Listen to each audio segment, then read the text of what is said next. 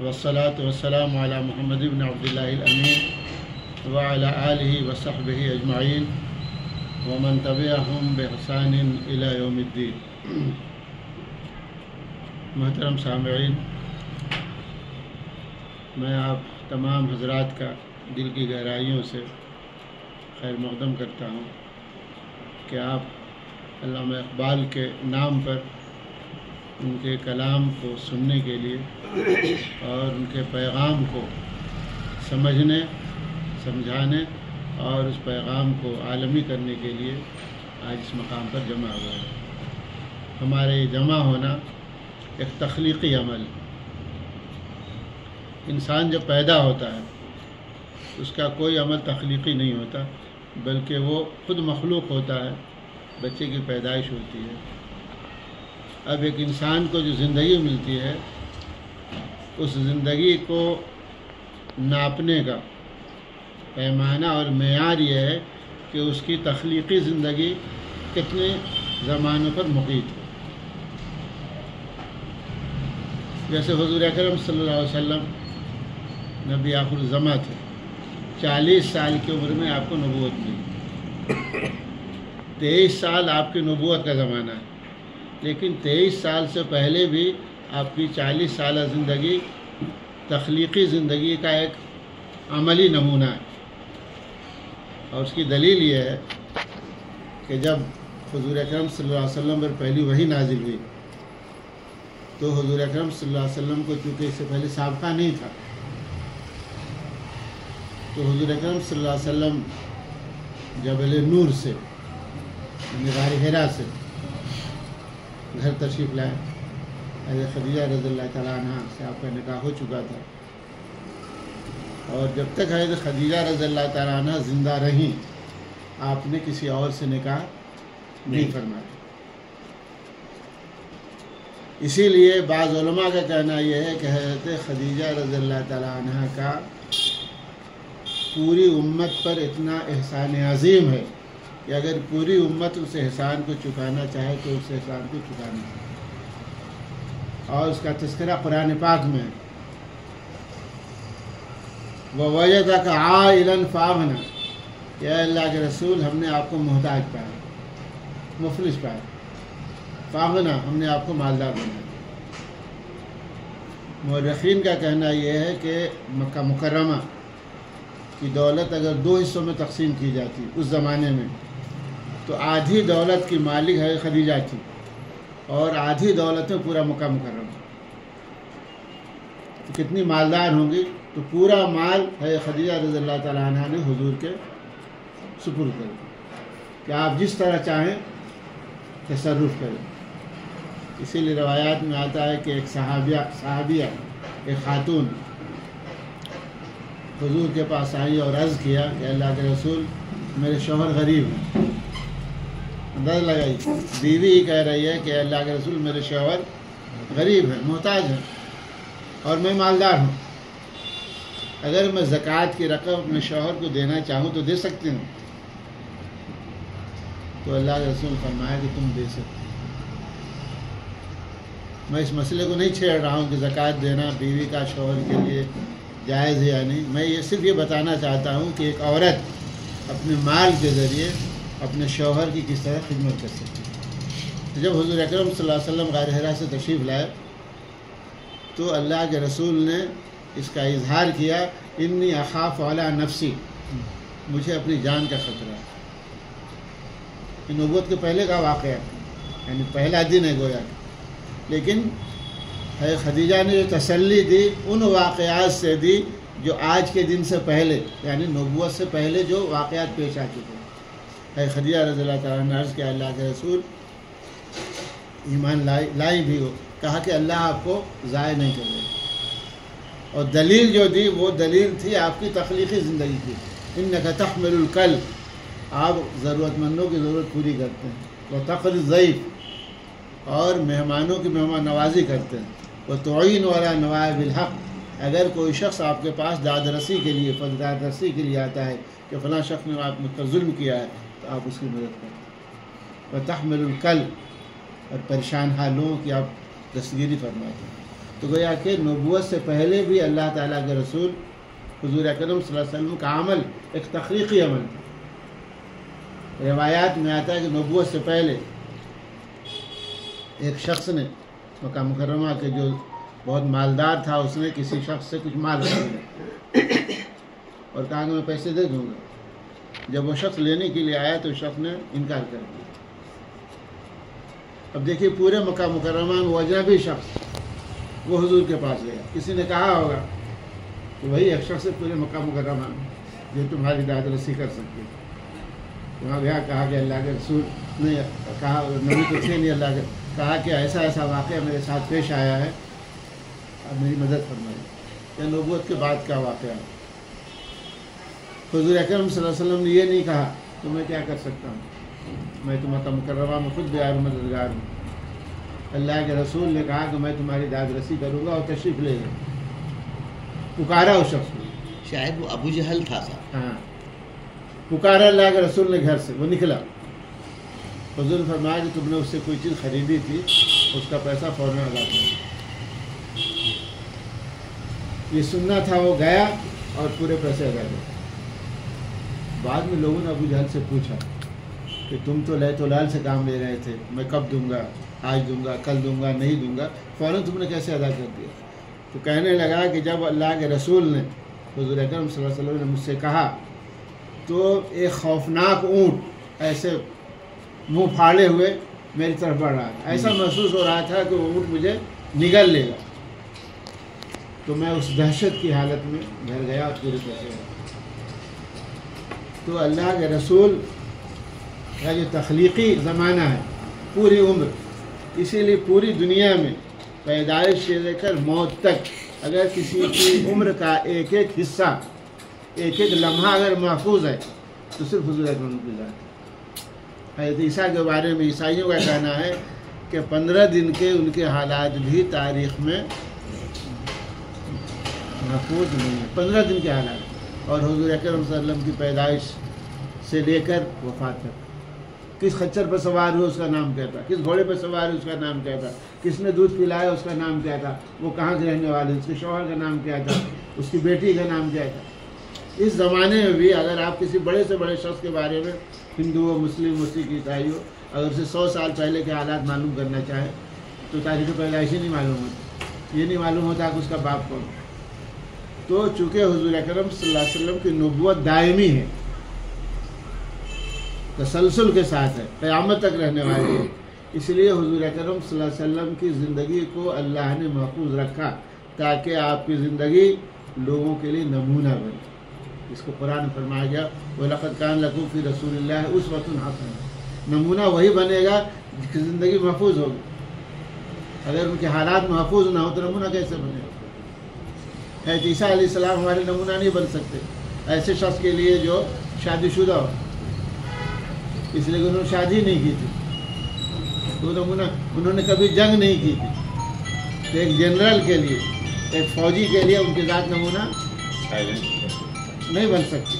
لیکن حضور اکرم صلی اللہ علیہ وسلم کو ان تمام مراحل سے گزارا گیا تاکہ آپ ایک باپ کی حیثیت سے، بیٹے کی حیثیت سے، ایک خاوند کی حیثیت سے، ایک مجاہد کی حیثیت سے، ایک مسافر کی حیثیت سے، ایک مہاجر کی حیثیت سے، ایک حاکم کی حیثیت سے، خلیفہ کی حیثیت سے اپنا نمونہ دیا۔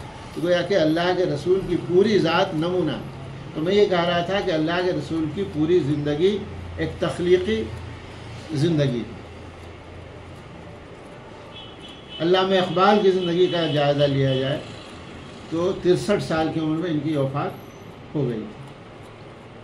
ان کے تخلیقی عمل 40 سالوں پر محیط۔ گویا کہ 63 سے اگر 40 کم کر دیں تو گویا کہ 23 سال کی عمر کے بعد ان کا تخلیقی عمل جو شروع ہوا تو وفات تک جاری رہا۔ کوئی بھی تخلیقی عمل تأثر کا نتیجہ ہوتا ہے، یعنی آپ کسی سے متاثر ہوتے ہیں اور کوئی آپ کو متاثر کرنے والا ہوتا ہے۔ جیسے حضور اکرم صلی اللہ علیہ وسلم پر پہلی وحی جب نازل ہوئی تو کہا گیا اقرا، عربی میں کہا گیا، اللہ کے رسول عرب تھے تو اللہ کے رسول نے حضرت جبریل سے کہا ما انا بقارئ، میں پڑھا لکھا نہیں ہوں، میں کیا پڑھوں؟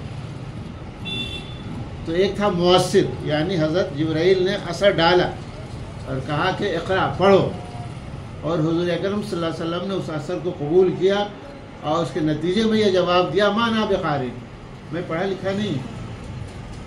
تو اس دنیا میں جو بھی تخلیقی عمل نتیجے میں آتا ہے وہ مؤثر اور متاثر کا نتیجہ ہوتا ہے۔ ایک چیز چاہے ماحول کی شکل میں ہو، انسان کی شکل میں ہو، ادارے کی شکل میں ہو، حکومت کی شکل میں ہو، وہ اثر انداز ہوتی ہے اور پھر انسان اس سے متاثر ہوتا ہے۔ اگر شاعر ہے تو شعر کی زبان میں اپنے احساسات کا اظہار کرتا ہے، لیکن نثر نگار ہے تو نثر کی زبان میں، انگریز ہے تو انگریزی میں، اردو داں ہے تو اردو میں، بہرحال۔ اور اگر اسے کوئی زبان نہیں آتی تو وہ اشارے و کنایے کی زبان میں اپنے احساسات کا اظہار کرتا ہے۔ جیسے جانور ہے وہ بھی متاثر ہوتا ہے، اور انسان یا کوئی بھی چیز اس پر اثر ڈالتی ہے وہ اپنے اثر کا اظہار مختلف شکلوں میں۔ بلی کو اگر آپ ماریں گے تو بول تو نہیں سکتی، لیکن وہ آپ کو نوچے گی، کاٹے گی، اپنے عمل کا اظہار کرے گی، یا کوئی راستہ ہے تو بھاگ جائے گی۔ تو علامہ اقبال کی تخلیقی زندگی کا جو دائرہ ہے وہ 40 سالوں پر محیط ہے۔ اس 40 سالوں میں علامہ اقبال نے پوری دنیا کو دیکھا، متاثر کیا بھی اور متاثر ہوئے بھی۔ ہمارے سامنے اس وقت شکوہ ہے، یہ شکوہ عربی زبان کا لفظ ہے۔ شکا یشکو معنی شکایت کرنا، اور شکوہ کا عربی میں صرف شکایت کرنا ہی نہیں ہوتا، اپنا حال دل بیان کرنا، جو کچھ مجھ پر گزری ہے، اپنے روداد حیات بیان کرنا، اس کو بھی شکوہ کہتے ہیں۔ لیکن اردو میں جب اس لفظ کو لیا گیا تو یہ شکایت کے معنی میں، فریاد کے معنی میں۔ تو علامہ اقبال نے اس شکوہ کو، اس لیے کہ علامہ اقبال عربی زبان میں انہوں نے ایم اے کیا تھا اور وہ عربی سے اچھی طرح واقف تھے، تو شکوہ بھی اور جواب شکوہ بھی، جواب بھی عربی زبان کا لفظ ہے اور اس کی جمع آتی ہے اجوبہ۔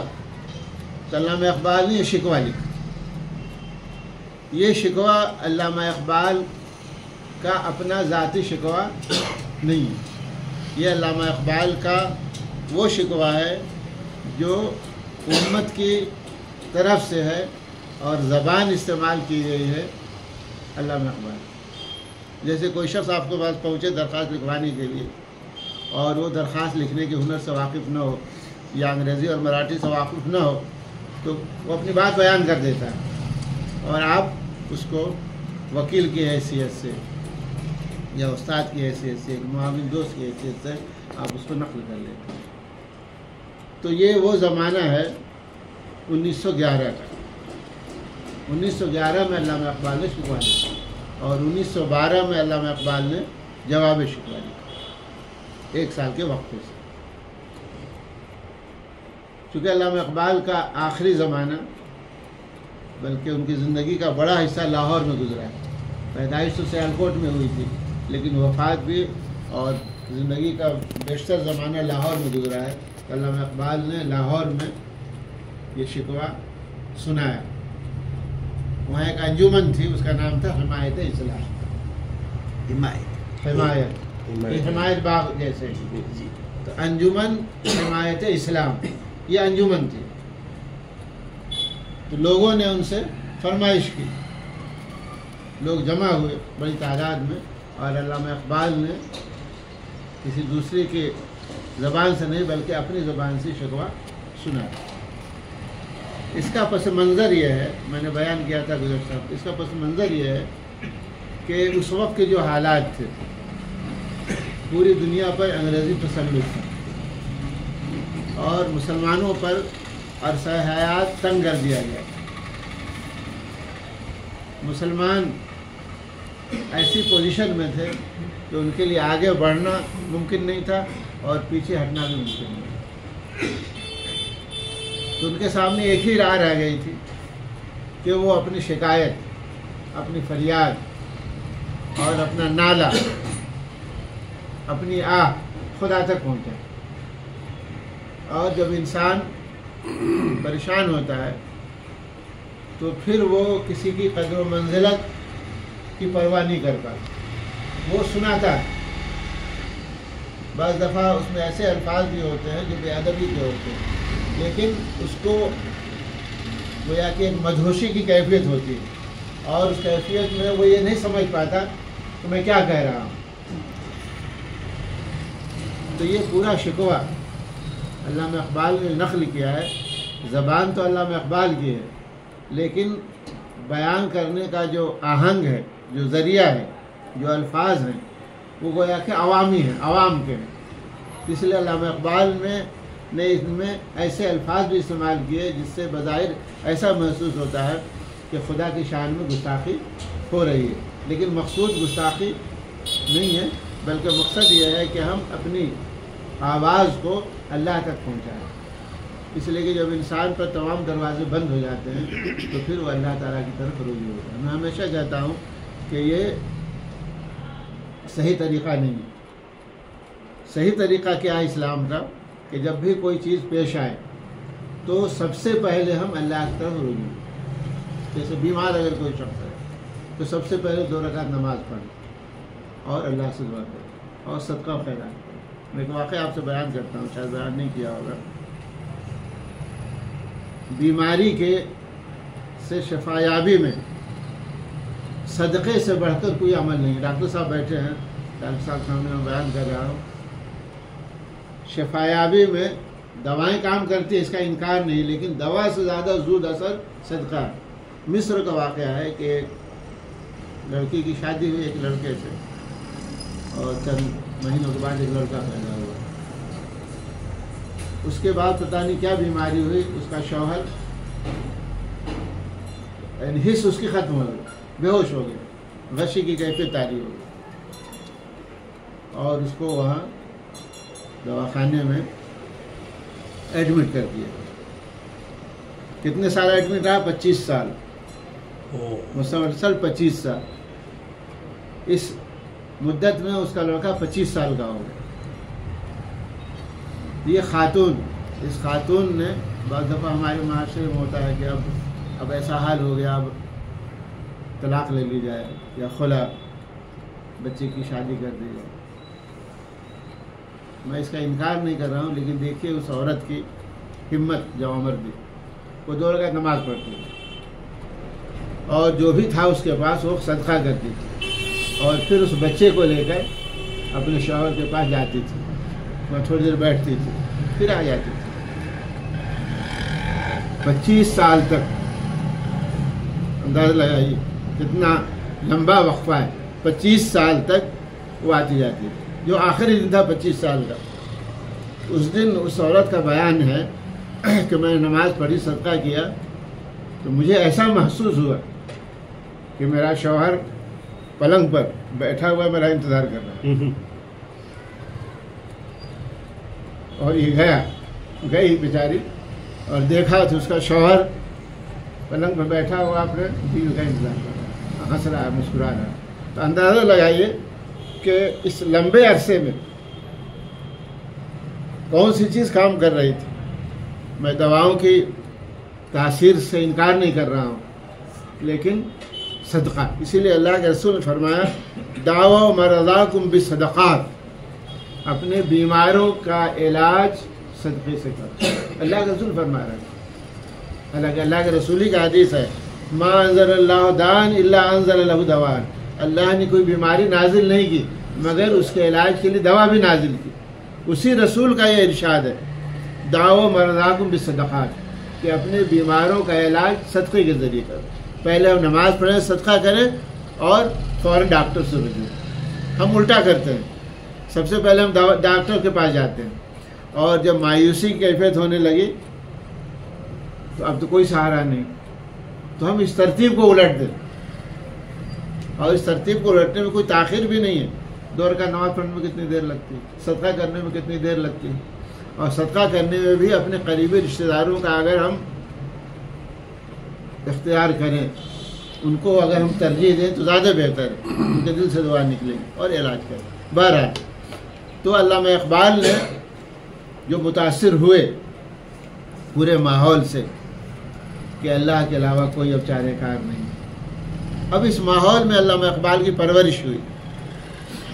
اب علامہ اقبال سے جب فرمائش کی گئی تو علامہ اقبال نے ان تمام چیزوں کو جو انہوں نے سنا تھا، جو انہوں نے دیکھا تھا، جو حالات گزرے تھے، ان کو یکجا کیا۔ اسی لیے ایک امت کے ایک فرد کی حیثیت سے ہماری اور آپ کی ذمہ داری ہے کہ ہم ماحول سے واقف رہیں۔ بعض دفعہ کہتے ہیں کہ نہیں ہم نے نماز پڑھ لیا، سال میں ایک دفعہ روزہ بھی، حج بھی ہم نے کر لیا ہے، ہمیں کیا لینا دینا؟ نہیں، اللہ کے رسول نے ارشاد فرمایا من لم یہتم بامر المسلمین فلیس منا۔ پوری دنیا میں جہاں جہاں بھی مسلمان ہیں، اگر ہم میں سے کوئی شخص ان کے حالات سے بے خبری برتے، وہ کہے کہ ہمیں اس کی ضرورت نہیں ہے، فلیس منا، وہ ہم میں سے نہیں ہے۔ اندازہ لگائیے، اپنے ماحول کی صرف بات نہیں ہو رہی ہے، پوری دنیا کی بات ہو رہی ہے۔ من لم یہتم بامر المسلمین، یعنی مسلمانوں کے معاملات سے تو ہمارے لیے ضروری ہے باخبری، اور باخبر ہونے کے بعد ہمارے لیے جو ممکن ہو ہم کریں، جو ممکن نہ ہو نہ کریں، لیکن ہم حالات سے باخبر رہیں۔ حضور اکرم صلی اللہ علیہ وسلم نبی تھے، آپ پر تو وحی آتی رہتی تھی، اس کے باوجود اللہ کے رسول کے جاسوس مقرر تھے۔ یعنی اس زمانے کے لحاظ سے میں جاسوس کر رہا ہوں، یعنی ایسے صحابہ کرام جو خبر لاتے تھے، اور روزانہ اللہ کے رسول تک خبر پہنچتی تھی آج یہ ہوا آج یہ ہوا، ورنہ ان کی ضرورت کیا تھی؟ اللہ کے رسول پر تو وہی آتی، اللہ کے رسول کو بتایا جا سکتا تھا، لیکن اللہ کے رسول نے وہ طریقہ اختیار کیا جس طریقے کو ہم قیامت تک کے لیے اختیار کر سکتے ہیں، اس لیے کہ ہم پر تو وہی آنے والی نہیں ہے۔ تو بہرحال تو علامہ اقبال بھی اپنے گرد و پیش سے ناواقف نہیں تھے، وہ گرد و پیش سے اچھی طرح واقف، اور ان کے دل میں بھی وہی قلق تھا، وہی آہ تھی، وہی نالہ تھا، وہی شکوہ تھا جو لوگوں کے دلوں میں۔ لیکن علامہ اقبال نے ان کے شکوے کو ان کی زبان میں بیان کیا تاکہ لوگ واقف ہوں کہ حالات کیسے۔ کوئی بھی شعر یا کوئی بھی بند یا کوئی بھی نظم جو لکھی جاتی ہے اس کی کچھ تمہید ہوتی ہے۔ تمہید کا مطلب یہ ہوتا ہے کہ آپ بیان کرنے سے پہلے جیسے ہم لوگ تقریر کرتے تھے الحمدللہ رب العالمین والصلاۃ والسلام علی نبی اللہ الامین، اسی طرح علامہ اقبال نے بھی تمہید سے اپنے اس کلام کو شروع کیا ہے۔ کیوں ضیاء کار بنوں، ضیاء مانے نقصان، میں کیوں اپنے آپ کو نقصان میں ڈالوں، سود فراموش رہوں، سود مانے نفع، اور اپنے نفع کو کیوں چھوڑ دوں۔ کوئی انسان بھی گھاٹا نہیں چاہتا، ہر شخص چاہتا ہے کہ میں نفع ہو، چاہے کاروبار ہو یا آپ تدریس سے اگر آپ متعلق ہیں تو آپ یہ چاہتے ہیں کہ آپ کے طلبہ ہنرمند بنے، اچھے بنے، ڈاکٹریٹ کریں، وہ لیکچرر بنے، پروفیسر بنے، ڈاکٹر بنے، انجینئر، جو بھی بنے۔ علامہ اقبال فرماتے کیوں ضیاء کار بنوں، سود فراموش رہو، فراموش یعنی بھلا دینا، فکر فردہ نہ کرو، کل کی فکر نہ کرو، عربی فارسی زبان ہے فردہ مانے کل، فکر فردہ نہ کرو، محو غم دوش رہو، دوست جو گزر چکا، تو جو وقت گزر چکا اس کے غم میں مصروف رہو۔ اس لیے اسلام کا طریقہ یہ ہے، اللہ نے فرمایا کہ جو ہو چکا اس پر افسوس نہ کرو، آگے تمہیں کیا کرنا ہے اس کی تیاری کرو۔ نال بلبل کے سنو اور ہمہ تنگوش رہو، بلبل علامہ اقبال نے بہت استعمال کیا ہے اپنے کلام میں، اور یہ ایسا پرندہ ہے جو ہر جگہ پایا جاتا ہے۔ نالے بلبل کے سنو، بلبل کے یہاں بلبل سے مراد وہ بلبل نہیں ہے، مراد یہ ہے کہ ہمارے گرد و پیش جو مسلمانوں کا ایک بڑا طبقہ ہے، خاص طور پہ ہند و پاک میں، اس لیے اس وقت تقسیم نہیں ہوئی تھی ملک کی، تو مسلمانوں کے میں نالے سنو، ان کی فریاد سنو، ان کی آہ سنو، اور ہمہ تن گوش رہو۔ یہ ہمہ تن گوش یہ فارسی کا لفظ ہے، ہمہ مانے تمام، اور تن مانے بدن، اور گوش مانے کان، یعنی کسی چیز کو غور سے سننے کے لیے کہتے ہیں، گویا کہ میں صرف کان ہی سے نہیں سن رہا ہوں بلکہ پورے جسم سے سن رہا ہوں، تو اس کو کہتے ہیں ہمہ تن گوش، گویا کہ پورا جسم کان بن گیا، ہمہ تن گوش۔ اب جیسے آپ بیٹھے ہیں، میں بیٹھا ہوں، کوئی آیا تو بات کرنے کے لیے تو ہم ایسے جھکا دیتے ہیں غور سے سننے کے لیے، گویا کہ اس کے کان کے سننے میں جسم بھی مصروف ہو جاتا ہے۔ یا آپ کمرے میں سو رہے ہیں اور کوئی آواز آئی تو تکیے پر لیٹے لیٹے بھی آواز آتی، لیکن آپ سر اٹھا دیتے ہیں تاکہ آپ کا جسم بھی سننے میں مصروف ہو جائے۔ تو علامہ اقبال فرماتے ہیں نعل بلبل کے سنو، یعنی مسلمانوں کے، مردوں کے، عورتوں کے، بچوں کے سنو اور میں خاموش رہوں۔ ہم نوا میں بھی کوئی گل ہوں کہ خاموش رہوں۔ اے دوستو ہم نوا، اس سے پہلے میں بتا چکا کہ نوا مانے آواز اور ہم مانے بھی، یعنی جو شخص ہماری آواز میں آواز ملائے، ہم نوا، جیسے ہم زلف، ہم کار، ہم آواز، ہم دم، ہم راز، ہم درد، ہم نوا، جی ہم پیالہ، ہم نوالا، ہم نشین، ہم نشین، ہاں دیکھیے ہم سفر، وہ ایک بس بھی چلتی ہے، ہم سفر،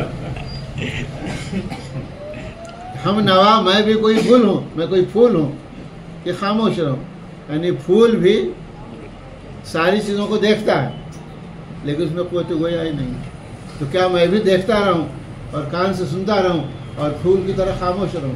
یہ مجھ سے نہیں ہو سکتا۔ اس کے بعد فرماتے جرأت آموز میری تاب سخن ہے، جرأت معنی کے اوپر آموز، یہ فارسی زبان کا لفظ ہے، آموختن، آموختن معنی سیکھنا، اسی لیے استاد بیٹھے ہیں آموختہ سناؤ، استاد سب سے پہلے اپنے شاگرد سے کہتے ہیں آموختہ سناؤ، یعنی جو سکھا دیا گیا تھا، جو آپ کو پڑھا دیا گیا تھا وہ سنائیے۔ اور ایک کامل استاد کا کمال یہ ہوتا ہے کہ اپنے شاگرد کو سبق یاد کرائے، کہ 40 سال کے بعد بھی اور 50 سال، آپ دونوں ساتھی ہیں شاگرد؟ ساتھی ہیں، کچھ آپ کو شاگرد بھی ہیں جو میں مانتا ہوں استاد آپ کو احمد صاحب کو، آپ کو، ہاں، تو استاد وہ ہے جو سکھا دے اور 40 سال کے بعد بھی اگر پوچھے تو وہ شاگرد اپنا سبق فر سنائے، اس کو کہتے ہیں معلم۔ اس لیے میں کہتا ہوں کہ معلم اور استاد میں فرق ہے۔ استاد اسے کہتے ہیں جو لیکچر دے دے، جیسے کالجوں میں ہوتا ہے، 60 منٹ استاد نے لیکچر دے دیا، طلبہ بت کی طرح بیٹھے رہے، بت کی طرح، اور پھر چلے گئے۔ عموماً ایسا ہوتا ہے۔ استاد کو اس سے مطلب نہیں کہ بچوں نے سمجھایا نہیں، اور بچوں کو اس سے مطلب نہیں کہ ہم نے سمجھایا نہیں، کچھ پوچھتے۔ معلم کسے کہتے ہیں؟ جو سکھلا دے، معلم اسے کہتے ہیں جو، اور اس وقت تک وہ بچوں کو سکھلاتا رہے جب تک کہ بچے سیکھنا، یعنی گویا کہ وہ درس کے اندر کلاس روم میں سبق کو یاد کرائے، یہ ہے معلم۔ اسی لیے اللہ کے رسول معلم تھے، استاد نہیں۔ وَيُعَلِّمُهُمُ الْكِتَابُ وَالْحِكْمَةَ، اللہ کے رسول قرآن پاک سکھاتے تھے، معلم تھے، اور حکمت یعنی حدیث۔ اسی لیے اللہ کی زبان کے رسول کی زبان سے جتنے بھی الفاظ نکلے صحابہ کرام نے اس کو یاد کر لیا۔ دنیا میں بتائیے بڑے سے بڑا مفکر ہو، بڑے سے بڑا لیڈر ہو، جب سے دنیا بنی ہے آج تک،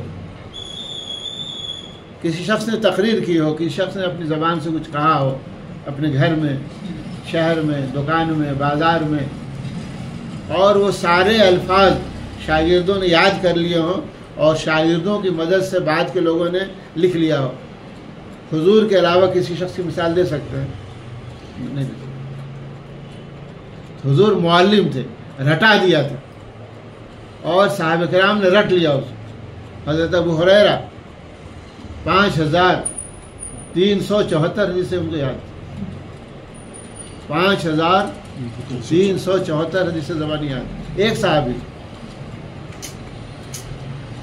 تو صحابہ کرام کو اللہ کے رسول نے یاد کرا۔ قرآن،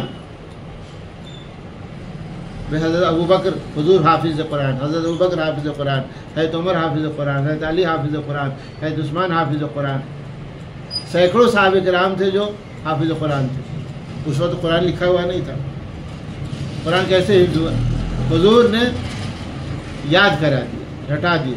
تو معلم کی ذمہ، اسی لیے پہلے اس زمانے میں بھی کچھ ہوں گے لیکن پہلے زمانے کے جو معلم ہوتے تھے اور ان کے جو شاگرد ہوتے تھے تو شاگرد اپنے استاد کی وفات پر روتے تھے، اور آج کیوں؟ اس لیے کہ اس میں جو سوز ہوتا تھا، استاد میں جو دردمندی ہوتی تھی. اور ہم نے کتاب میں پڑھا ہے کہ اگر کسی شاگرد کی کوئی بات سمجھ میں نہیں آئی تو استاد تنہائی میں آ کر روتا تھا کہ مجھ میں کمی ہے. اور آج کا استاد ہی کہتا ہے کہ یہ سب نالائق ہے لڑکے، ان کو کچھ نہیں آتا، سب کچھ ذہن ہے، اسے سمجھ نہیں آتا. اور پہلے زمانے کے اساتذہ کہتے تھے کہ مجھ میں غلطی ہے، مجھ میں کچھ کمی ہے، اس کی وجہ سے طلبہ نہیں سمجھتا. پھر دوبارہ پھر سے بار بار وہ پڑھاتے تھے. اس وقت تک پڑھاتے تھے جب تک کہ طلبہ کو سبق یاد نہ ہو، اس لیے بڑے بڑے لوگ پیدا ہوتے. تو بہرحال تو علامہ اقبال جرأت آموز میری تاب سخن ہے مجھ کو. تاب سخن، تاب میں تمہیں کہہ رہا تھا یہ آموختہ سے بات شروع ہوئی تھی. آموختہ یعنی سکھانا، اور اس سے امر کا صیغہ ہے آموز. جرأت آموز، ہمت. مجھ میں ہمت پیدا ہو رہی. کیوں ہو رہی ہے؟ تاب سخن، گفتگو کی جو قوت ہے، جو ابال ہے اندر سے، اس ابال نے ہم کو مجبور کیا ہے کہ میں کچھ کہوں. اندر سے جذبات جیسے سیلاب آ رہا ہو تو اس کے سامنے کچھ ٹکتی نہیں ہے، ہر چیز بہہ جاتی ہے. تو جب اندر سے سیلاب ہو شکایتوں کا، نالا کا، اور ان تمام چیزوں کا جو ایک انسان پہ گزرتی ہے، تو وہ چیز اس کو مجبور کرتی ہے بولنے. جیسے ایک مظلوم ہو، قرآن پاک میں چھٹا پارا ہے، لا يحب اللہ الجہر بالسوء من القول الا من ظلم. اللہ تعالیٰ تیز گفتگو میں کسی کے بات کو پسند نہیں کرتا مگر اس شخص کی بات جو مظلوم ہو. جو مظلوم ہوتا ہے وہ اپنی زبان تیز کرتا ہے، تو اللہ کا کہتا ہے کہ اس کی مجبوری. تو علامہ اقبال کہتے ہیں تاب سخن، میرے گفتگو میں جو تیزی آئی ہے، میرے دل میں جو ابال ہے، اس نے مجھ کو مجبور کیا کہ میں یہ الفاظ کنایات کی زبان میں اور تشبیہ کی زبان میں اور کنایات کی اور مختلف تعبیرات کی شکل میں آپ کے سامنے اس کو پیش کروں. لیکن اس کے ساتھ ساتھ علامہ اقبال کو یہ احساس ہے کہ جو کچھ میں بیان کرنے جا رہا ہوں یہ اللہ کی شان میں گستاخی. تو اس کے لیے فارسی زبان میں ایک لفظ استعمال ہوتا ہے خاکم بدہن. اس کا لفظی معنی ہوتا ہے کہ خاک معنی مٹی، خاکم اور دہن معنی منہ، میرے منہ میں مٹی، یعنی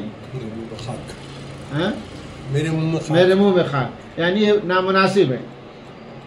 تو عموماً جب شکوے کی بات جب ہونے لگتی ہے تو سب سے پہلے وہ چاہے شاعر ہو چاہے خطیب ہو وہ کہتا ہے خاکم بدہن، پھر اس کے بعد اپنی بات شروع کرتا ہے. تو علامہ اقبال بھی کہتے ہیں شکوہ اللہ سے، اللہ سے میں شکوہ کروں خاکم بدہن، چھوٹا منہ بڑی بات، یہ مجھے زیب نہیں دیتا اور یہ اللہ تعالیٰ کی شان کے لائق نہیں ہے، لیکن میری مجبوری ہے. اب علامہ اقبال اپنی مجبوری بیان کر رہے ہیں. شکوہ اللہ سے خاکم بدہن ہے مجھ کو. پھر اللہ سے کہہ رہے کہ اللہ ہے بجا شیوہ تسلیم میں مجبور ہے. تسلیم مانے مان لینا، سر جھکا دینا. جو آپ نے کہا ہم نے اس کے سامنے سر جھکا دیا. آپ نے کہا اے خدا کی عبادت کرو، میں نے مان لیا. آپ نے کہا اللہ کے رسول کو آخری رمی مانو، ہم نے مان لیا. اطاعت کرو، میں نے مان لیا. نماز پڑھو، میں نے مان لیا. تو گویا کہ ہے بجا، اے اللہ آپ کی بات بالکل بجا ہے. کہ شیوہ مانے طریقہ، شیوہ تسلیم میں مشہور ہے کہ ہم مسلمان آپ کی ساری باتوں کو مانتے ہیں، لیکن قصہ درد سناتے ہیں کہ مجبور ہے. ہم اس وقت درد کا جو واقعہ آپ کے سامنے بیان کر رہے ہیں یہ ہماری مجبوری ہے، کوئی خوشی نہیں ہے.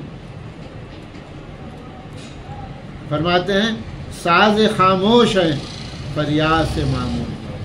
ساز سے جو آواز آتی ہے، علامہ اقبال یہ تاثر دے رہے ہیں کہ ساز میں آواز موجود ہے. ساز کو انتظار چھیڑنے والے، ساز دیکھا ہو ایسا آپ نے چھیڑا، آواز آنی شروع ہوئی. تو علامہ اقبال فرماتے ہیں کہ آواز موجود ہے لیکن کوئی چھیڑنے والا نہیں تھا. اب یہاں چھیڑنے والا پیدا. کہتے ہیں ساز خاموش ہے، ہم وہ ساز جو خاموش ہیں لیکن فریاد سے معمور ہیں. لیکن اس ساز کے اندر فریاد ہاں بھری ہوئی. نالا آتا ہے اگر لب پہ تو معذور ہے. نالا یعنی شکایت. ہاں اب دیکھیے نالا کا لفظ سنتے ہی اب ایک انسان کی حیثیت سے، ایک مسلمان کی حیثیت سے انسان کی کمزوری ہے کہ فریاد نکلتی ہے. اور ہمارا یہ بھی عقیدہ ہے کہ اگر مظلوم کی دل سے آہ نکلتی ہے تو آسمان تک پہنچتی ہے. اللہ کے رسول فرمائے اتقو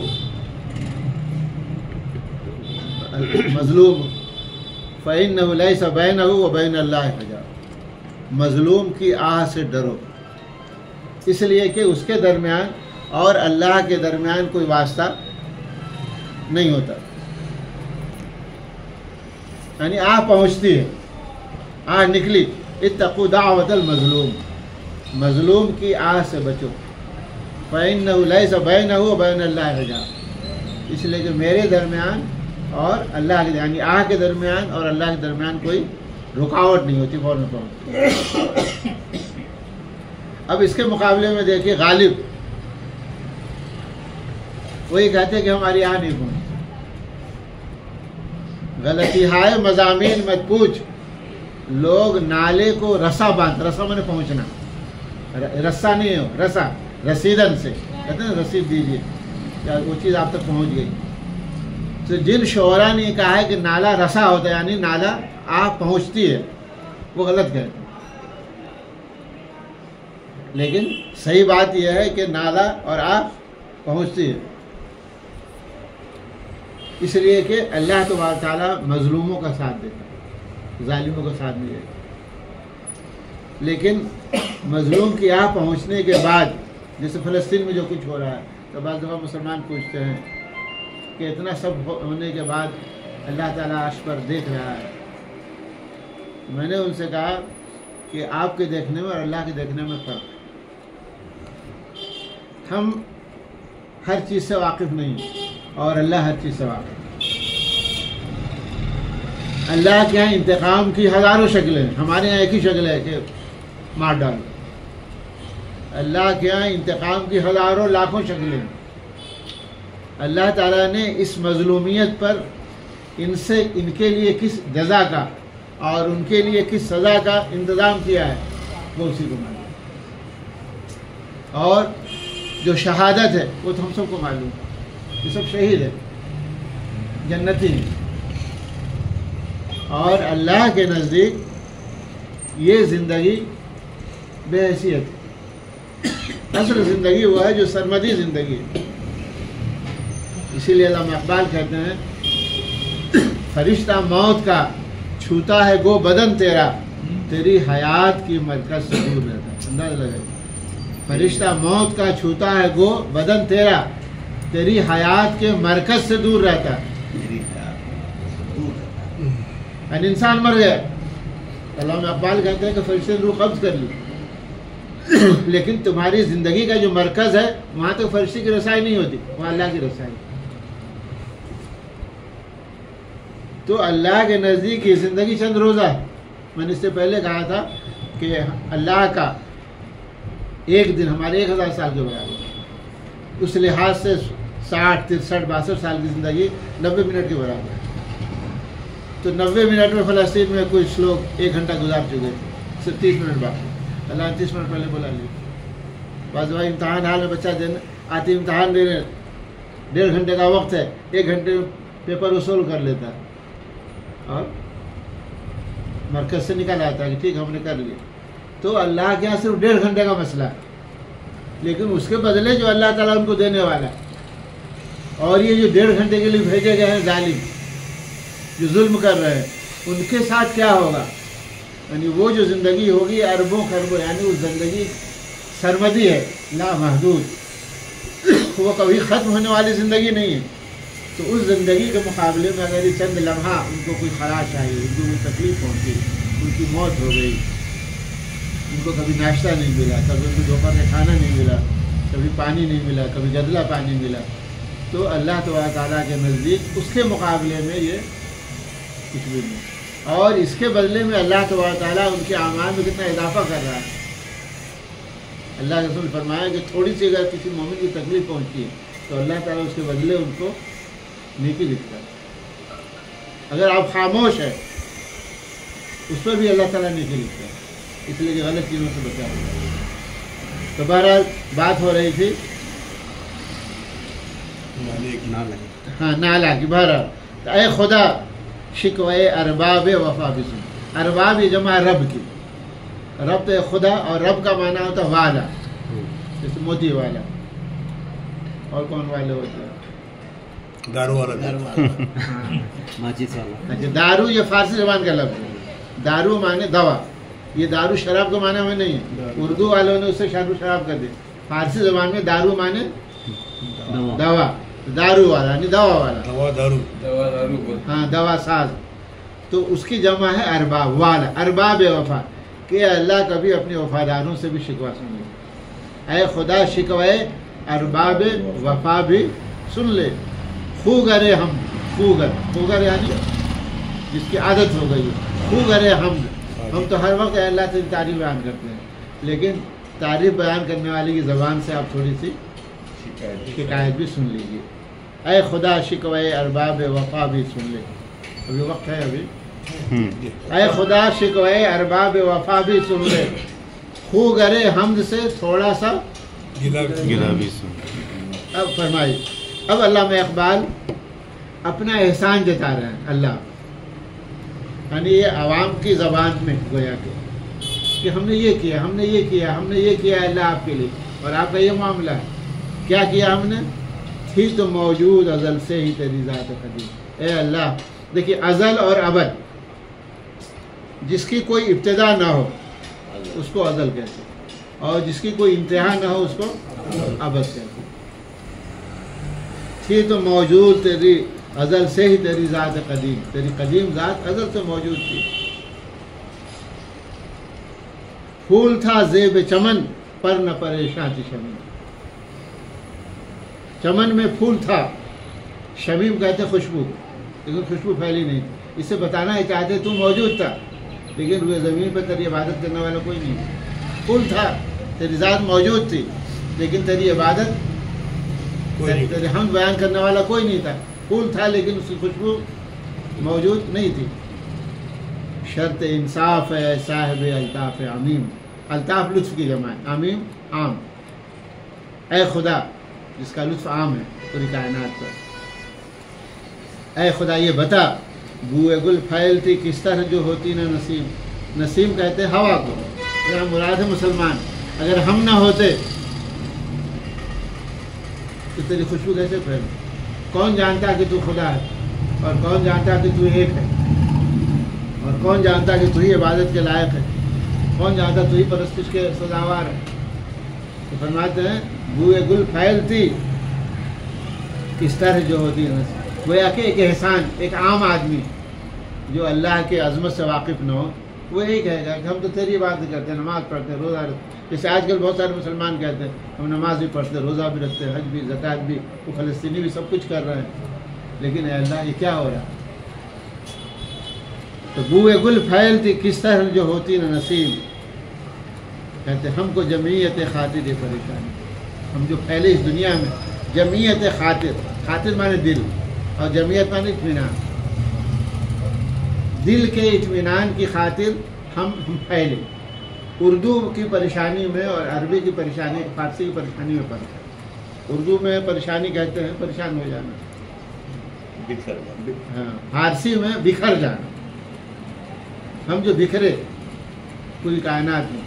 اسی لیے 2-2.5-3 لاکھ صحابہ کرام تھے مدینہ منورہ جو حضور کی وفات ہوئی، لیکن صرف 10,000 صحابہ کرام کی قبریں مدینہ منورہ میں، یعنی پورے جزیرۃ العرب میں گویا. کہاں ہے؟ کسی قبر ہندوستان میں ہے، کسی قبر شام میں ہے، کسی قبر مصر میں ہے، کسی قبر فلسطین میں ہے. وہ پھیل گئے. کیوں پھیلے؟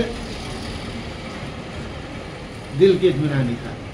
اور دل کا اطمینان کیا تھا کہ اللہ کے رسول نے حجۃ الوداع کے موقع پر یہ وعدہ لیا تھا الا فلیبلغ الشاہد الغائب. جو تم میں موجود ہیں وہ میری بات کو یعنی میری پوری دعوت کو، پورے اسلام کو ان لوگوں تک پہنچا دو جو موجود نہیں ہیں. ایک اور دوسرا، اللہ کے رسول نے ان سے پوچھا کہ جو کچھ اللہ نے مجھے دیا تھا وہی کے ذریعے ہم نے پہنچایا. اللہ البلغ تو بے کم و کاس، بغیر کسی کمی اور زیادتی کے پہنچایا نہیں. صحابہ کرام نے کہا پہنچایا. تو اللہ کے رسول نے وعدہ لیا پہنچاؤ، اور یہ بھی ان سے پوچھ لیا کہ ہم سے کچھ کوتاہی تو نہیں ہوئی. صحابہ کرام نے کہا اب اس وعدے کی بنا پر صحابہ کرام نے نہیں سوچا کہ میرے وفات مدینہ منورہ میں ہو اور ہماری تدفین جنت البقیع میں ہو، جیسے کہ بہت سارے مسلمان سوچتے ہیں. تو جنت البقیع اہم نہیں ہے، اصل اہم ہے خدا کا پیغام، اللہ کے رسول کا پیغام ہم لوگوں تک پہنچائیں. خاموشی سے دے دو چاہے ہم پیغام پہنچائیں، یہ ہے اصل. اور بہت امکان ہے کہ جو لوگ جنت البقیع میں مدفون ہیں، ہو سکتا ہے کہ اس پیغام رسانی کے نتیجے میں ان کو زیادہ ثواب ملے. تو بہرحال فرماتے ہیں ہم کو جمعیت خاطر پریشانی تھی، ورنہ امت تیرے محبوب کی دیوانی تھی، ہم کوئی پاگل نہیں تھے. اسی لیے خاکم بدہن جو انہوں نے کہا ہے.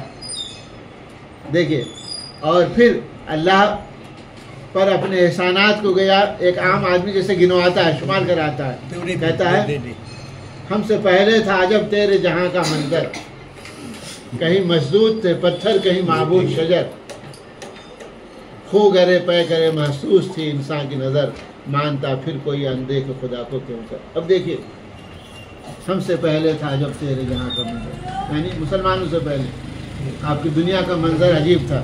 کیا تھا؟ کہیں مسجود تھے پتھر، پتھر کی بات کرو، کہیں معبود شجر. آپ ہندوستان میں دیکھیے، یہاں شجر بھی موجود ہے اور حجر بھی موجود ہے، دونوں موجود ہیں. میں نے ایک دفعہ دیکھا وہ کلکٹر آفس کے پاس وہ دھاگا لپیٹتے ہوئے درخت. ہم نے کہا کہ دھاگا لپیٹنے کی کیا ضرورت؟ تو معلوم ہے یہ بھی عبادت کا ایک حصہ ہے. تو کہیں مسجود تھے پتھر، کہیں معبود شجر. ایک خاص بات علامہ اقبال نے جو کہی، خو گرے پے کرے محسوس تھی انسان کی نظر. انسان کی کمزوری ہے کہ محسوس چیز، محسوس یعنی اس کو آپ چھو کر، دیکھ کر، پکڑ کر اندازہ لگا سکتے، اس کو کہتے ہیں محسوس. تو انسان کی کمزوری ہے کہ وہ محسوس سے زیادہ متاثر ہوتا ہے.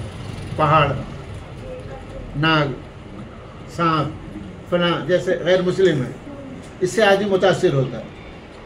اور جو نظر کے سامنے نہ ہو اس سے متاثر ہوتا ہے، لیکن بہت زیادہ متاثر نہیں ہوتا. اس کو لیے سمجھانے کی ضرورت پڑتی. علامہ اقبال یہ کہہ رہے تھے کہ پوری دنیا خو گرے پے گرے محسوس تھی، جو چیز سے نظر آتی تھی اس سے متاثر ہوتا تھا، اور پھر اس کے سامنے سر جھکاتا تھا. سورج نظر آ رہا ہے، طاقت کا سرچشمہ، گرمی کا سرچشمہ، تو نمستے کہہ رہے ہیں. چاند، پہاڑ، درخت، جو بھی چیزیں نظر آئی ان کے سامنے، مانتا پھر کوئی اندھے کے خدا کو کیوں کہ، پھر ایسا خدا جو نظر نہیں آتا. اسی لیے سورہ بقرہ کی ابتدائی آیات میں جو مسلمانوں کا بیان کیا گیا ہے، ذالک کتاب لا ریب فیہ ھدی للمتقین الذین یؤمنون بالغیب، یہ اس کی نفی ہے، محسوس کی نفی ہے. انسان محسوس چیز کا خوگر ہوتا ہے، محسوس چیز سے متاثر ہوتا ہے. علامہ اقبال کہتے ہیں، یہ قرآن ہی کہتا ہے غیب، تم ایسی چیز سے متاثر ہو جاؤ، متاثر ہونے کی کوشش کرو جو غیب نہیں، جو نظر نہیں. یہ کوئی کمال کی بات نہیں ہے. دنیا میں ہزاروں چیزیں ہیں جو ہمیں ہوا نظر نہیں آتی، پھر بھی ہم اس کو مانتے ہیں. آنکھ کو کسی نے دیکھا ہے آج؟ کسی شخص نے اپنی آنکھ دیکھی ہے آج تک؟ آپ کہیں گے ہم نے آئینے میں دیکھا ہے. آئینے میں عکس نظر آتا ہے، آئینے میں اپنی آنکھ کا عکس نظر آتا ہے، لیکن آنکھ نظر نہیں آتی. تو دنیا میں ہزاروں چیزیں ہیں جن کو بغیر دیکھے ہوئے ہم مانتے ہیں. تو ایک عام آدمی اللہ تعالیٰ کو گویا کہ یہ یاد دلا رہا ہے، اپنا احسان جتا رہا ہے کہ پوری دنیا محسوس شے کی پجاری تھی، لیکن مانتا پھر کوئی اندیکھ خدا کو کیوں. اس کو معلوم ہے لیتا تھا کوئی نام کے اللہ سے تو معلوم ہے قوت بازو مسلم نے کیا کام کیا، ہم نے کیا. بس رہے تھے یہیں سلجوق بھی تورانی بھی، اہل چین میں ایران میں ساسانی بھی، اسی معمور میں آباد تھے یونانی بھی، اسی دنیا میں یہودی بھی تھے نصرانی بھی. پھر علامہ اقبال گویا کہ عوام کی زبان سے ان قوموں کا تذکرہ کر رہے ہیں کہ جو حضور اکرم صلی اللہ علیہ وسلم کی نبوت کے وقت، آج پیغمبر بنائے جانے کے وقت، وہی کے سلسلے کے وقت جو قومیں آباد تھی، وہ لوگ آباد تھے لیکن انہوں نے کچھ نہیں کیا. سلجوقی تھے، تورانی تھے، یہ پورا علاقہ ہے روس کا، چینی تھے، ایران میں ساسانی حکومت تھی، یونانی بھی تھے، اسی دنیا میں یہودی بھی تھے، نصرانی بھی، یعنی حضرت عیسائیوں کو ماننے والے اور حضرت موسیٰ کو ماننے والے. پر تیرے نام پہ تلوار اٹھائی کس نے؟ کس نے اٹھائی؟ ان سے پوچھئے. تورانیوں نے اٹھائی کیا؟ سلجوقیوں نے اور عیسائیوں نے اور یہودیوں نے. کس نے اٹھائی؟ پر تیرے نام پہ تلوار اٹھائی کس نے؟ بات جو بگڑی ہوئی تھی وہ بنائی کس نے؟ بات بگڑی ہوئی تھی، یعنی ہر طرف ظلمت تھی، تاریکی تھی، شرک کا دورہ، بدعت، خرافات. خانہ کعبہ میں 360 بت، جس کو اللہ نے توحید کا مرکز بنایا تھا، اس کے اندر 360 بت رکھے ہوئے تھے. اور بت وہی خو گرے پے کرے محسوس جو چیز نظر آتی ہے. اب دیکھیے اللہ تعالیٰ طاقتور ہے تو غیر مسلموں نے اپنے بتوں کو کئی ہاتھ بنا دیے. کئی ہاتھ ہوتے ہیں نا، 2 یا 4 ہاتھ 6 ہاتھ. تو اس سے انسان متاثر ہوتا ہے کہ ہمارا جو معبود ہے اس کے 4 ہاتھ ہیں، 6 ہاتھ ہیں، ایسا موٹا تازہ ہے، دل ڈول والا ہے، وہ ہماری مدد کرے. اسلام کا اور پیغمبر اسلام کا معجزہ یہی ہے کہ اس خدا سے ہمارا رشتہ جوڑا جو نظر نہیں آتا. کہتے ہیں تھے ہمیں ایک تیرے مارکا، مارکا میں نے جنگ، خشکیوں میں کبھی لڑتے کبھی دریاؤں میں. یعنی خشکی میں بھی لڑے اور دریاؤں میں. آپ نے تاریخ ابن زیاد کا واقعہ سنا ہوگا، مراکش میں جب وہ وہاں داخل ہوئے اسپین کی سرزمین میں، تو وہاں جو سمندر تھا، سمندر کا سب سے قریب ترین حصہ، وہاں سے انہوں نے کشتیاں لے کر گئے. اور پھر جب اس پار پہنچے اسپین تو اس کنارے پہنچے، کشتیوں کو جلائے. اندازہ لگائیے عقل کی روح سے، دانش کی روح سے اپنے اس ساز و سامان کو جلا دینا جس سے وہ آئے تھے. ایک نادانی کی بات. تاریخ ابن زیاد سے اس کے فوجیوں نے کہا کہ یہ اتنا عقبت اندیشی ہے، اگر کچھ حالات بگڑے تو واپس کیسے جائیں گے؟ اس نے کہا ہمیں واپس نہیں جانا. کیوں نہیں جانا ہے؟ ایک فارسی شاعر نے کہا ہر ملک ملک ماست کے ملک خدا. یہ بھی ہمارا ہی ملک، پوری روئے زمین ہماری ہے. اللہ نے پوری روئے زمین کی رہنمائی کے لیے ہمیں بھیجا. جس طرح ہندوستان ہمارا وطن ہے اسی طرح اسپین بھی ہمارا وطن ہے. مراکش جس طرح ہمارا وطن ہے اسی طرح اسپین بھی ہمارا وطن. ہم اپنے وطن میں آئیں اور وطن کو کوئی نہیں چھوڑتے. بھی امریکہ اگر مسلمان جا رہے ہیں وہ بھی ہمارا وطن. ایسا نہیں کہ ہم ہندوستان چھوڑ کر وہاں عزت کر رہے ہیں، وہ بھی ہمارا وطن. پوری دنیا کے ہم رہنما ہیں اور رہنما کی ذمہ داری ہوتی ہے کہ جہاں وہ ضرورت سمجھے وہ وہاں جائے، وہ سکونت اختیار کرے. تو فرماتے ہیں خشکیوں میں کبھی لڑتے کبھی دریاؤں میں. اور دریا کا اس کا محمد الفاتح کا واقعہ تو آپ نے تاریخ میں پڑھا ہوگا، اندر جب فتح ہوا ہے. یعنی لوگ یہ کشتی چلاتے ہیں پانی میں، اس نے چلائی خشکی پر، چربی کی اندازہ لگائی. اور صبح جب دیکھا رومی فوجیوں نے کہنے لگے دیو آمدن دیو آ گئے، جنات آ گئے. اور اس وقت جو فتح ہوا یہ ترکی، آج تک مسلمانوں کی فتح ہوئی. تو اسی کی طرح اشارہ ہے. اور ایسے بہت سارے واقعات ہوئے ہیں. خشکیوں میں کبھی لڑتے کبھی دریا میں، دی اذانے کبھی عورت کے کلیسا. جب شام میں عیسائیوں کی حکومت تھی، انہوں نے کلیسا حوالے کر دی. اور آج تو آپ اخباروں میں پڑھتے ہوں گے کہ خاص طور پر انگلینڈ میں اور دوسرے جو یورپ کے ممالک ہیں وہاں پر کلیسا میں یعنی ان کے گرجا گھروں میں کوئی جانے والے نہیں ہوتے، خالی ہے، تو عیسائی بیچ دے رہے ہیں مسلمانوں سے، اور ان مسلمانوں سے بیچ رہے ہیں جو یہ ان سے مسجد کے لیے کہ بھائی ہم عبادت نہیں کر پائے تو تم عبادت کرو، اگر ہم بیچ دیں عام لوگوں سے وہاں گھر بنا لیں گے، تو مسلمان گرجا گھر خرید رہے ہیں اور اس میں اذان نہیں کر رہے۔ دی اذانیں کبھی یورپ کی کلیسا ہونا، کلیسا یعنی گرجا گھر، گرجا پر ایک شرط سن لیجیے، الہی خان ہے انگریز گرجا، یہ گرجا گھر ہے، گرجا گھر ہے، گرجا الہی خان ہے انگریز گرجا، یہ گرجا گھر ہے، گرجا گھر ہے، گرجا۔ دی اذانیں کبھی یورپ کی کلیساؤں میں، کبھی افریقہ کے تپتے ہوئے صحراؤں میں۔ کہاں؟ کوئی سارے ممالک افریقی ممالک ہیں، یعنی آپ مصر یہ سوڈان سے آگے بڑھیے، سوڈان، لیبیا اور جتنے بھی ممالک ہیں، ادھر مراکش، ادھر مغرب، تونس، لیبیا اور الجزائر، یہ سارے ممالک افریقی ممالک، یہ سعودی عرب تک اور شام کے حصے تک، بس یہ ایشیائی ممالک، یعنی ایشیا میں کم مسلم ممالک ہیں۔ تو فرماتے ہیں کبھی افریقہ کے تپتے ہوئے صحراؤں میں۔ ایک واقعہ سن لیجئے، جب افریقہ مسلمان پہنچے ہیں، خاص طور پر تونس اور مراکش کا جو علاقہ ہے، تو ایک جنگل کا علاقہ تھا، بہت بڑا جنگل، اور مسلمان جو فوجی تھے ہزاروں کی تعداد میں، ان کو ٹھہرنے کے لیے کوئی جگہ نہیں تھی قیام کے لیے، اور وہاں ان کو چھاونی بنانا تھی، کوئی جگہ نہیں۔ تو مسلمان کے جو کمانڈر ان چیف تھے، فوجی سے بارسالار، وہ جنگل کے کنارے گئے، اس میں بڑے بڑے اژدہا اور مختلف قسم کے جانور تھے۔ انہوں نے عربی زبان میں یہ کہا کہ ہم اللہ کے دین کی اشاعت کے لیے آئے، ہمارے ٹھہرنے کے لیے کوئی جگہ مناسب نہیں ہے، صرف یہی جگہ ہمیں مناسب معلوم ہوتی ہے، تم کل صبح تک یہ جنگل خالی کرو۔ یہ کوئی افسانہ نہیں ہے، یا کوئی خواب نہیں ہے، یا کوئی دیوانی کی بڑھ نہیں ہے، یہ تاریخ میں لکھا ہوا، صبح تک پورے جنگل خالی ہو۔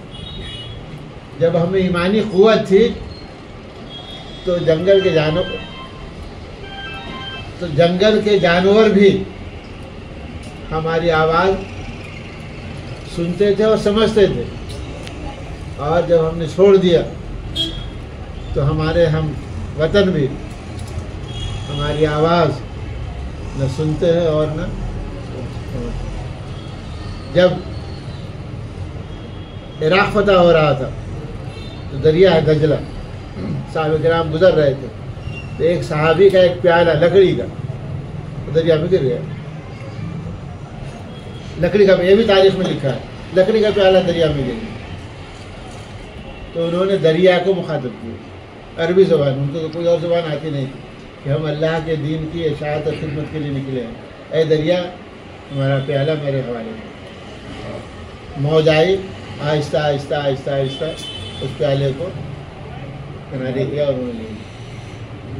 تو جب ہم اللہ کے تھے تو دریا بھی ہمارے حکم کی تعمیل کرے، جنگلی جانور بھی ہمارے حکم کی تعمیل کرے، اس لیے کہ تعمیل کرانا اپنے ہاتھ میں نہیں ہے۔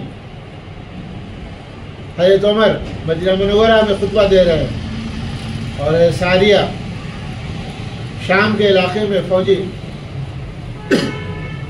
کے ساتھ حملہ کرنے کے لیے آگے بڑھ رہے ہیں، ان کو نہیں معلوم کہ دشمن کا فوج پیچھے سے تعاقب کر رہا ہے۔ حضرت عمر نے یہاں سے دیکھی ہے مدینہ سے، اور یہ کہا یا ساری الجبل الجبل، آگے نہ بڑھو، پہاڑ کا سہارا لو۔ نہ اس زمانے میں یہ موبائل اور نہ ٹیلی فون کا سسٹم، انہوں نے آواز سنی، اور حضرت عمر رضی اللہ تعالیٰ عنہ خلیفہ وقت کی حکم کی تعمیل میں وہ اپنی فوج لے کر پیچھے واپس آئے۔ تو گویا کہ ہواؤں پر ہماری حکومت تھی، یعنی ہوا کے ذریعے ہماری باتیں پہنچتی ہیں، ویبز کے ذریعے اس زمانے میں اللہ نے پہنچا رہا ہے۔ اسی کو فرما رہے ہیں کبھی افریقہ کے تپتے ہوئے صحراؤں میں، شان آنکھوں میں نجستی تھی جہاں داروں، جہاں دار، جہاں میں دنیا دار میں رکھنے والے حاکم، شان ان کی شان و شوکت، ان کا روب دبدبہ شان آنکھوں میں نجستی تھی جہاں داروں کی، کلمہ پڑھتے تھے ہم چھاؤں میں تلوار کی چھاؤں میں ہم. وقت ہو گیا. ہاں. شان آنکھوں میں نجستی تھی جہاں داروں کی، ہم کسی کی پرواہ نہیں کرتے. اس پر ایک اور واقعہ سن لیجیے. جہاں دار حاکم قادسیہ، عراق کے قریب ایک مقام تھا قادسیہ. وہاں پر حضرت سعد بن ابی وقاص نے حملہ کیا. حملہ کرنے سے پہلے چھاونی قائم کی جاتی جہاں فوج ٹھہرتی تھی. ادھر فوج کا سپہ سالار تھا رستم سوراب کے واقعات ہم لوگ بہت پڑھتے ہیں، بچپن میں پڑھتے تھے. رستم سوراب رستم تھا. رستم نے پیغام بھیجا کہ آپ نے کوئی ایلچی بھیجی، کوئی نمائندہ بھیجے جس سے ہم بات کر سکیں کہ آپ کی آمد کا مقصد کیا ہے. حضرت سعد بن ابی وقاص جو فوج کے کمانڈر تھے وہ خود تشریف نہیں لے گئے. انہوں نے ایک صحابی، معمولی صحابی، ان کا انتخاب کیا. ایسے صحابی جن کے کپڑے بھی پھٹے پرانے تھے، معمولی، اور ان کی سواری کے لیے گدھا تھا یا گھوڑا تھا معمولی، اور نیزہ تلوار، وہ تو مسلمانوں کی خاص صفت تھی کہ اپنے ساتھ رکھتے تھے. اس نے آج جو قالین ہے، ایران کا قالین جو مشہور ہے، اس نے پورے دربار کو سجا رکھا تھا. اور جو سوچا تھا کہ وہاں سے جو آئے گا امیر المومنین کا اور سپہ سالار کا جو ایلچی آئے گا، وہ تو شان و شوکت اور زر و جواہر پہنے ہوئے فلاں، ایک معمولی گھوڑے گدھے پر سوار، ہاتھ میں نیزہ لیے ہوئے. اب اس کے درباری اس سے پہلے جہاں اس کے فوجی تھے انہوں نے روک دیا کہ آپ ہاتھ میں نیزہ لے کر تلوار لے کر اندر نہیں جا سکتے، ہمارے قانون کے خلاف ہے. اب دیکھیے جرأت، دیکھیے تو جرأت مسلمانوں میں جو آتی ہے لباس کی وجہ سے نہیں آتی. جرأت آتی ایمان کی وجہ سے، ایمانی نور کی وجہ سے. اس نے کہا کہ تم اپنے سپہ سالار سے کہہ دو کہ ہم اسی حال میں آئیں گے ورنہ ہم واپس جائیں گے. پیغام پہنچا ہے، وہ تو کہہ رہا ہے کہ اسی حال میں ورنہ میں واپس چلا جاؤں گا. اب دیکھیے وہ کہہ سکتا تھا کہ واپس چلے جا، لیکن وہ واقف تھا. اس نے کہا کہ اسی حال میں آنا. اندازہ لگائیے. اور ان میں بھی ہے جرأت. ہم آپ ہوتے نہیں چلو رکھ دیتے ہیں. اچھا جوتا اتارنا ہے کیا؟ ٹھیک ہے جوتا اتار دو. ٹوپی ٹھیک ہے، ٹوپی بھی ہم رکھ دیں. کرتا پاجامہ بھی وہ بھی ہم رکھنے کے لیے تیار ہے، سردی میں آ جائیں. انہوں نے کہا کہ نہیں ٹھیک. اب وہ قالین بچھا ہوا، اب وہ ٹیکتے ہوئے گئے تو قالین جگہ جگہ سے پھٹ گیا پہنچے. تو رستم نے، اب ترجمان ہوتا تھا ٹرانسلیٹر، من لذی جابر، تم یہاں کیا کرنے آئے ہو، تو کس نے بھیجا ہے؟ تو انہوں نے یہ نہیں کہا کہ سپہ سالار نے مجھے بھیجا ہے، انہوں نے کہا اللہ نے ہمیں بھیجا. اللہ ابتعثنا، اللہ نے ہمیں بھیجا. اچھا اللہ نے بھیجا ہے کس کام کے لیے؟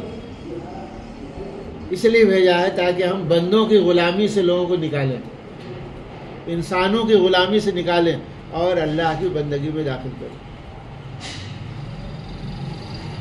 اور انسانوں کے ظلم سے نکالیں اور اسلام کے عدل میں داخل کریں، انصاف میں داخل. اب وہ رستم، اس کا جو لباس تھا کئی کروڑ کا تھا، اور زر و جواہر پہنے ہوئے، اور یہ معمولی جگہ جگہ سے کپڑے پھٹے ہوئے. اچھا اللہ نے بھیجا، یہ آپ کا مقصد ہے. اب دیکھیے 1-2 منٹ کی گفتگو ہوئی، وہ لرز گیا. اس نے کہا کہ آپ ہمیں مہلت دیجیے تاکہ ہم غور و فکر کر لیں. اس نے کہا ہمارے رسول نے یہ حکم دیا ہے کہ ہم اپنے دشمنوں کو 3 دن سے زیادہ کی مہلت نہ دیں. وہ بار بار اسے درخواست کر رہا ہے مہلت دیجیے مہلت دیجیے مہلت دیجیے. اس نے کہا 3 دن سے زیادہ مہلت ہم آپ کو نہیں دے سکتے. بات ہو گئی. 3 دن کے بعد حملہ ہوا اور پورا ایران، پورا عراق فتح ہو گیا. اور رستم لڑتے لڑتے مارا گیا. وہ آخر میں دریا میں کود پڑا، دریا دجلہ میں، اور اس میں اس کی موت ہوئی. تو یہ جو جرأت تھی وہی ہے، شان آنکھوں میں نجستی تھی جہاں داروں کی. وہ پہنتا ہے تاج، تو تاج کو اس چالاکی سے بہت باریک تار سے باندھ رکھا تھا، اور وہ تقریباً 100 کلو سے زیادہ وزنی تھا تاج وہ، تو ایسا بیٹھتا تھا کہ وہ تاج اس کے سر میں ایسے بیٹھا ہوا ہے، تو اس کے سر پر وزن نہیں پڑتا تھا بلکہ وہ باریک اس سے لٹکا ہوا تھا. اور جب مسلمانوں نے فتح کیا تو اس کو توڑ کر اس کو بازار میں فروخت کیا گیا اس تاج. اور تخت پر بیٹھتا تخت طاؤس کہتے ہیں مور کو. ایرانی اسلام میں آنے سے پہلے مور کو خدا مانتے، مور کو، یہ جو مور ہوتا ہے ہندوستانی ہم دیکھا ہو، تو وہ یہ طاؤس اب یہاں پڑھا ہوگا نا کہ جب یہ آئے بادشاہ شاہ جہاں ہاں تخت طاؤس، یہ تو پوجا نہیں کرتے تھے لیکن ایک مشہور تھا تخت طاؤس. یہاں ایک عراقی طالب علم آیا تھا پڑھنے کے لیے اس یونیورسٹی میں، یہ جو اپنی یونیورسٹی ہے، مسلمان جیسا نام تھا اور عربی بولتا تھا، لیکن وہ مسلمان نہیں تھا، وہ طاؤس کو خدا مانتا تھا، مور کو. تو تخت طاؤس تو اسی کو کہتے ہیں شان آنکھوں میں نجستی تھی جہاں دارو. اس وقت ہم اپنی ایمان کی کمزوری کی وجہ سے کوئی اچھی کار میں آ گیا تو متاثر ہوا، یہ اچھے لباس میں آ گیا، کوئی ایسے لباس میں آ گیا جس پر اس کا نام لکھا ہوا ہے، اس سے ہم متاثر ہو گئے مختلف. اسی لیے حضرت عمر نے جب یہ بھی سن لیجیے، حضرت عمر رضی اللہ تعالیٰ عنہ کے زمانے جب شام فتح ہوا، ملک شام عیسائیوں کو حکومت تھی،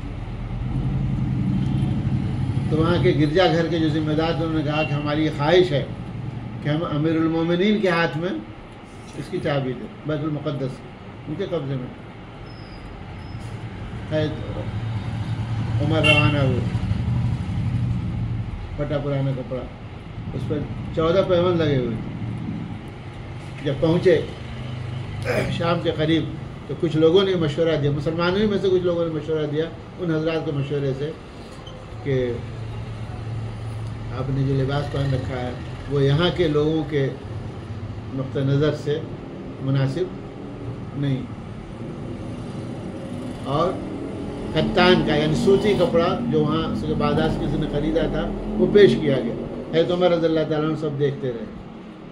اور پھر جو تاریخی جملہ حضرت عمر کی زبان سے اطلاع فرمایا کہ اللہ نے ہمیں اسلام کے ذریعے عزت دی. ہمارے نزدیک عزت کا پیمانہ اسلام ہے. اگر کسی شخص نے، اگر کسی مسلمان نے اسلام کے علاوہ عزت کا پیمانہ کسی اور چیز کو بنایا تو اللہ اسے ذلیل کر. آج ہم نے بنا لیا ہے کار کو، مرسیڈیز میں بیٹھ کر آیا تھا، مہینوں چرچا ہوتا ہے. اچھا ہیلی کاپٹر سے آیا تھا، ہوائی جہاز سے آیا تھا. ایک پھٹے پرانے لباس میں اگر کوئی آتا ہے اور مسلمان ہے تو ہمارے نزدیک صدر سے زیادہ اور کسی مملکت کے سربراہ سے زیادہ، بلکہ امریکہ اور رشیا اور چین کے سربراہ زیادہ ہمارے نزدیک کو قابل قدر، اس لیے کوئی مسلمان. یہ پیمانہ ہمارے اندر کمزور ہوتا جا رہا ہے. ہم کسی کے مکان کو اچھا اتنا اچھا بنگلہ ہے، کس آرکیٹیکٹ سے آپ نے نقشہ بنوایا، کتنا خرچہ ہے، ایسی ٹوٹی. ہمارے ہاں معیار اسلام، اور علامہ اقبال کا پیغام ہے یہ، ہمارے معیار اسلام. تو حضرت عمر جب اسی حال میں گئے، اس حال میں گئے تو ان لوگوں نے چابی دے دی اور کہا کہ ہمارے ہاں قدیم کتابوں میں نشانی لکھی ہوئی. اگر وہ کپڑا پہن لیتے تو کہتے کہ یہ عمر نہیں ہے، اور حضرت عمر کو معلوم بھی نہیں تھا. لیکن اسلام، اعزنا اللہ بالاسلام، اعزنا اللہ بالاسلام، اللہ نے اسلام کے ذریعے میں عزت دی. فرماتے ہیں شان آنکھوں میں نجستی تھی جہاں دارو، کلمہ پڑھتے تھے ہم شاہوں میں. بہرحال علامہ اقبال نے ہمارے سامنے جو شکوہ کی شکل میں جو عوامی نظریہ پیش کیا اس پر ہماری آپ کی گفتگو ہو رہی تھی. انشاءاللہ اسے تسلسل جاری رکھے گا. ہم آپ حضرات کے مشکور ہیں، اور خصوصاً ان حضرات کے جو پہلی بار تشریف لائے ہیں. ہم آپ سے درخواست کریں گے کہ ہماری ہمت افزائی کے لیے اور علامہ اقبال کے کلام کی عظمت کی ترسیل کے لیے، ان کے پیغام کو عام کرنے کے لیے آپ حضرات تھوڑا سا یعنی 15 دن میں 1 گھنٹہ وقت نکالیں تاکہ یہ بزم سجی رہے اور علامہ اقبال کا پیغام آپ حضرات کے ذریعے دور دور تک پہنچے۔ کسی ایک شخص بھی اگر اس سے متاثر ہو گیا کہ ہمارے لیے دنیا اور دنیا کی تمام چیزوں سے بہتر ہے۔ وآخر دعوانا الحمدللہ۔